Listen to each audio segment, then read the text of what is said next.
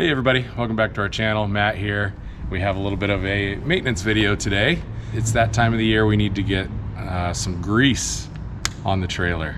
So in the past, we've taken our trailer into a shop to get everything lubed up. We just realized we can do this all at home. It's very simple.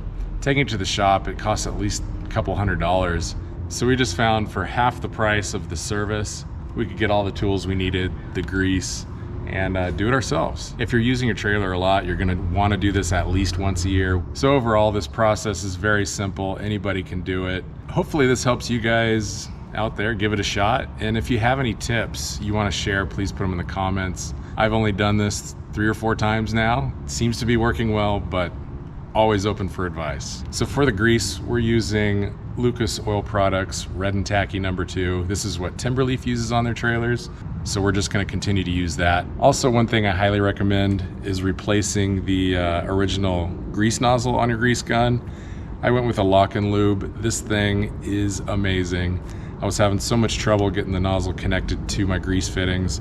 This, you just extend, grab the nipple, giggity, let go, and it locks on there. You can actually leave it hanging too. You don't want to do that, but just shows how strong the connection is.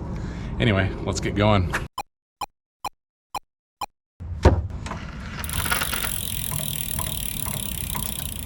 So first off, we're just gonna break loose our lugs with our breaker bar.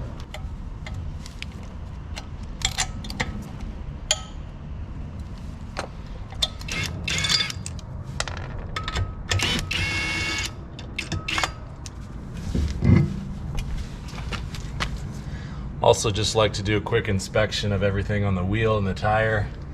Make sure we don't have any cuts or cracks.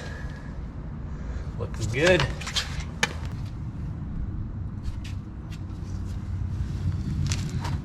All right, everything's looking good. Let's get her cleaned up and get her lubed.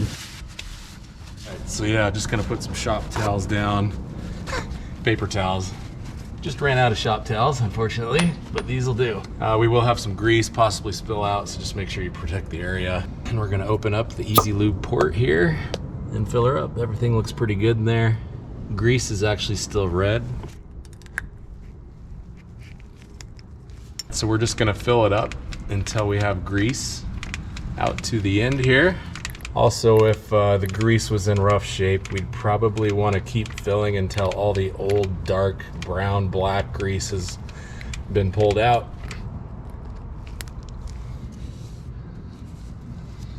Easy as pie. Next, we are going to lube the Timbren Axel-less independent suspension, and that's all just right here. It's pretty simple. There's just one easy grease point. There's a hole on the bottom side and you'll feel the nipple there. So what we're gonna wanna do is just connect her up, and then we will actually fill it until we see grease coming out the sides here. Make sure to get that cleaned up and make sure the grease is looking good. You can actually hear it. Oh, yep, there we are. Sometimes it'll come out one side or both. I'd like to see it come out both sides. We're just gonna fill it until we think we're good, until the grease is running nice and red. That's looking pretty good.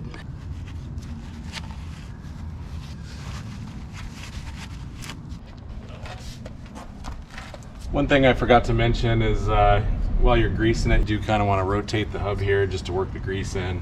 We're good to go. Let's get the wheels and tires back on. We'll do the same thing on the other side.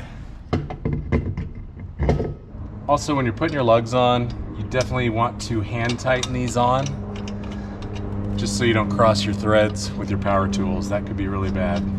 And then as usual, on tightening down wheels, we want to use the typical star pattern as you're tightening, going across each lug instead of tightening them in a circle.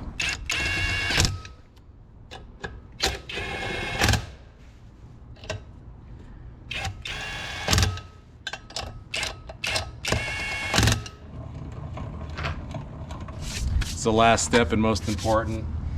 You want to use a torque wrench to get these dialed in. For our setup, recommended is 90 foot-pounds. So we're going to get that set up here.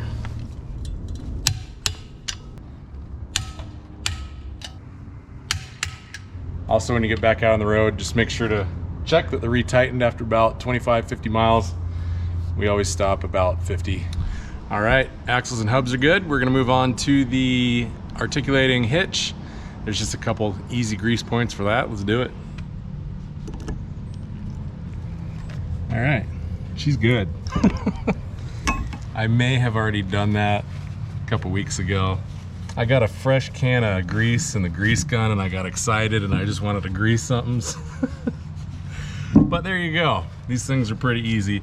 I like to also test that this is obviously freely moving. There's no scratching or anything. And make sure the washers are in good condition and that it's not loose. So this is easy to turn, but it's also snug. And that grease obviously helps with that. Make sure our nut's good. And by the way, if you have any tips on rust removal and rust prevention for your trailer, let us know. Drop us a message, comment. Yeah, we need to do that soon.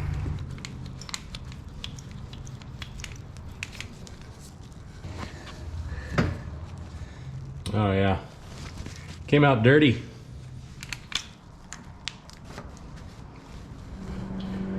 All right, we're good to go. I'm just gonna pull her out, inspect the inside. Still tight, nothing loose.